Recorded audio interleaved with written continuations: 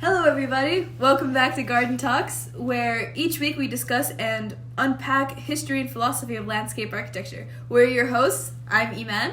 I'm Haley. And I'm Zoe. And today we will be talking about first, second, and third nature. Let's start off by with a quick explanation of what first, second, and third nature are. Haley will be giving us a description. Haley? So, first nature is the human idea of nature in the natural world, and second nature is landscape as functional human habitat, while third nature is landscape as art. Hold up.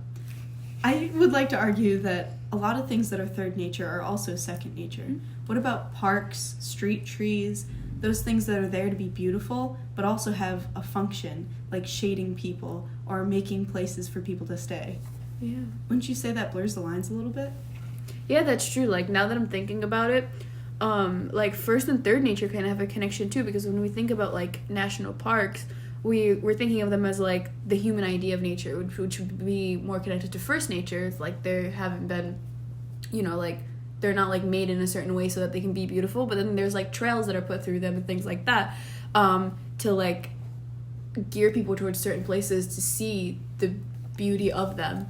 So I see what you're saying there. Yeah, there's definitely a connection between the three.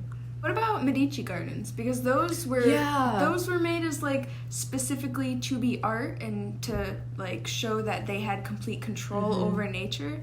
So I can only see that really as third nature.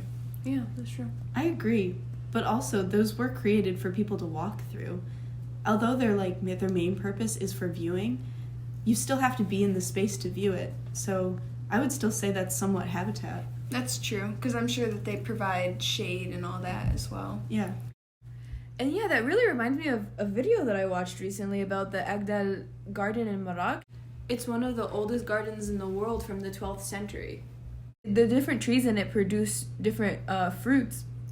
And it challenges what the definition of a garden is, because not only is it producing fruit, but it's also like seen as something beautiful. And it just shows that, like, and he actually, I'm going to quote him here, he actually says function has beauty. And it's that whole idea of the connection between second and third nature, but then it's an untouched garden, which is, like, more associated with first nature. So it's this whole connection between the three. And on the topic of fruit trees, I think it's really interesting how over time, fruit trees moved more from being a second nature thing into a third nature. Mm-hmm. Nowadays, a lot of fruit trees are changed so that they don't produce fruit, and so they just have a function as being beautiful on streets. Yeah. It seemed like previously, in historic gardens like the Medici gardens, the line between the different natures was so rigid. But now I can see that the lines are blurred more between the three. Especially in contemporary landscape design, we try to make second nature still beautiful, and yet we try to make art, so in this case third nature, still functional.